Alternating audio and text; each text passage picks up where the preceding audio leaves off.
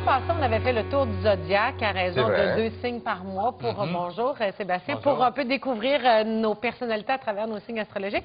Là, on va aller à la découverte des arts divinatoires parce que ça recule il y a plusieurs centaines d'années, sinon millénaires. Il y a certains arts divinatoires dont les bases ont été retrouvées dans la préhistoire. Ah, alors, oui. ça fait très, très longtemps. Qu'est-ce que c'est que les arts divinatoires?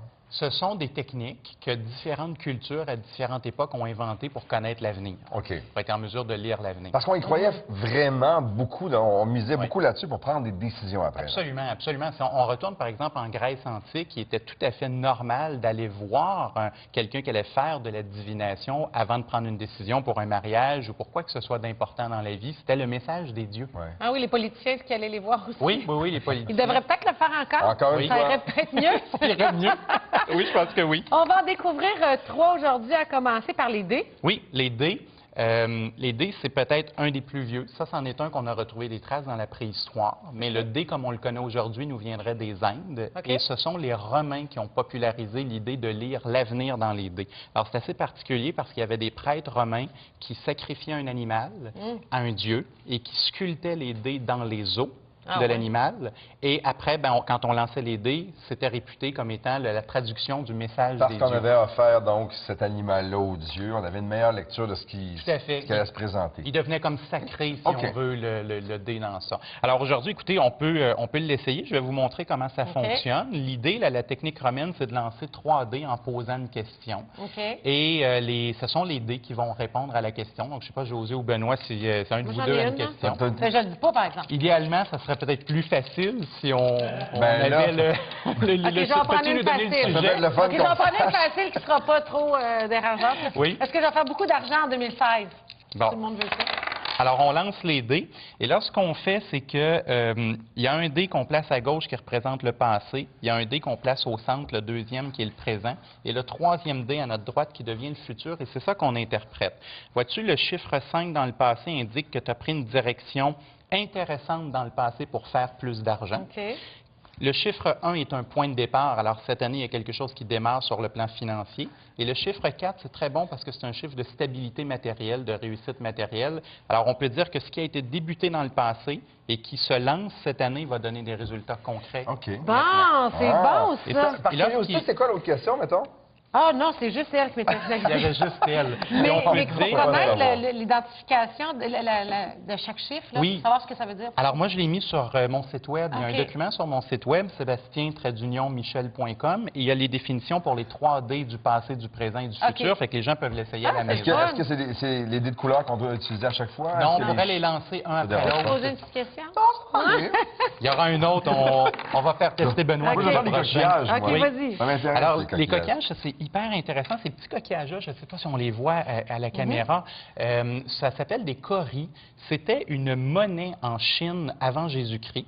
Et à un certain moment, ça a immigré vers l'Amérique du Sud et l'Afrique. Et en Amérique du Sud et en Afrique, ils l'ont utilisé pour lire l'avenir. On avait juste à se promener sur la plage pour devenir riche, j'entends le dire. Oui, absolument. Je ne sais pas exactement comment ils réfléchissaient, mais c'est bien facile d'être millionnaire. Et moi, je l'ai découvert dans un voyage à Cuba. Alors, je vais vous montrer la méthode cubaine. L'idée étant que sur un petit coquillage, d'ailleurs, qu'on trouve facilement dans les magasins à $1 ou dans n'importe quel endroit où ils vendent des choses d'artisanat et de bricolage. Mais même avec des coquillages qu'on achète en magasin comme ça, ils ont quand même un pouvoir...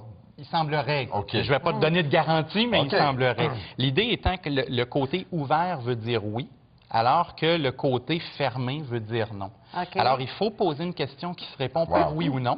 Lancer 3 coquillages en même temps. OK. Et évidemment, si les 3 sont ouverts, c'est oui. Si les 3 sont fermés, c'est non. Puis là, s'il y a un mélange des deux, on regarde la majorité là, des coquillages. Mais c'est je plus dois fort. lancer Si les c'est coquillages. 3 oui ou 3 non, c'est comme plus fort. C'est comme, plus fort, OK. exactement. C'est ça, la Donc question. là, Moi, j'ai des grosses décisions d'affaires à prendre cette année, OK. mais importantes, qui vont faire la différence entre beaucoup de trucs. Idéalement, il faut que ce soit une question qui se c'est répond quoi, par oui ou non. C'est quoi ta Alors, question? ça pourrait être, par exemple, est-ce que je vends ceci ou non? OK. Est-ce que je laisse... OK. Est-ce que je laisse tomber des choses? Très bien. OK. Alors, on lance les coquillages. Et là, on trouve 2 fermés et 1 ouvert. Alors, la réponse est non, mais avec une ouverture Je vais laisser tomber. à certains changements. Ah, ouverture à certains changements. OK, mais je m'enlignais quand même pour prendre des décisions où je laissais de partir les choses. Autrement dit, il ne faut pas que ça soit une vente de feu. Il faut que ça soit réfléchi. Il faudrait vraiment que ça soit... mais réfléchi puis moi dans la même phrase, c'est pas toujours bon. Oui, je sais, mais là... On sait que c'est coquillage avant de prendre des décisions. Il a dit, je le sais. Il connaît quand même. J'ai vu sa carte du ciel. Pas toujours réfléchi, mon affaire. OK. C'est bon. Ça va être le fun, donc, quand il y en a un d'ouvert, ça veut dire qu'il y a quand même une petite ouverture, mais c'est plutôt non. Okay. Alors, je dirais, Benoît, sois prudent. Laisse aller quelques petites choses, mais pas la majorité. Encore une fois, il y en a 3 comme les dés de tantôt. Est-ce que le 3 revient souvent? Est-ce que c'est significatif? Le 3, c'est un chiffre qui est très symbolique. Puis même encore aujourd'hui, par exemple, dans la chrétienté, la Trinité. Ouais. Alors, c'est un nombre qui a été utilisé dans toutes les religions, dans toutes les choses sacrées. Comme chez le Canadien, par exemple, on a de la misère avec tous les trios. Les trios. C'est peut-être ça aussi, c'est encore le 3 qui revient. Pose des questions du Canadien avec les coquillages. Michel Terrien aimerait savoir ça, c'est assis. Bon, qui joue avec qui, mettons, là?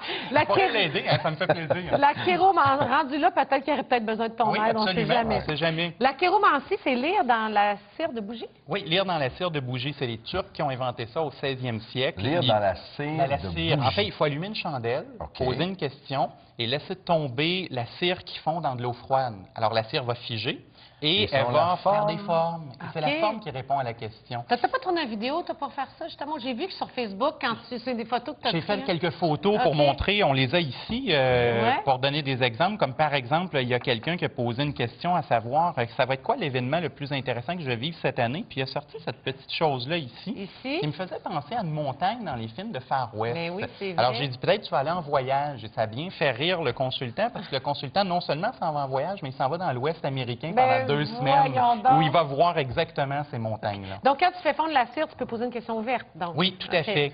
On avait trouvé un serpent, par exemple, pour quelqu'un qui demandait est-ce que je vais avoir la promotion. Bien, le serpent, ça a plutôt une connotation négative. Alors, c'est des langues sales, des vipères. La personne ne va pas avoir sa promotion. À la maison, pour les gens qui veulent le tester, on peut très, très bien utiliser un dictionnaire de rêve si on veut connaître la signification du symbole. Ça se trouve sur Internet ou des fois, on en a un dans la librairie. Oui. OK, donc, selon la forme que ça nous inspire, là, on va aller voir dans un genre de dictionnaire de rêve pour connaître. Connaître c'est quoi? Donc, c'est très personnel comme lecture. Celui-là, c'était quelqu'un qui demandait est-ce que je vais rencontrer quelqu'un? Et la forme que ça a donné, ça nous donnait l'impression de quelqu'un qui a des jumelles et qui regarde au loin de profil. Alors, ce que je lui ai dit, c'est que oui, tu peux rencontrer quelqu'un, mais il va falloir que tu regardes plus loin que ton cercle actuel, parce que ça prend des jumelles pour le trouver. Pour le trouver. Et voilà. Au moins, il est à portée de vue, là. Oui. Il est pas l'autre Ça nous permet de voir que ces techniques-là ont apporté beaucoup de réconfort à plusieurs sociétés à travers le temps. Et tout ça, c'est impressionnant. Absolument. C'est vrai. Vraiment. Merci beaucoup, c'est vraiment intéressant. Belle lecture. Ça pose d'autres questions pendant la j'en pause. poser plein. Au retour, Karina Marceau, la journaliste, vient nous parler d'un reportage sur les armes à feu qui a été présenté récemment à Télé-Québec. Gaël Tchenyok va rester avec nous autres.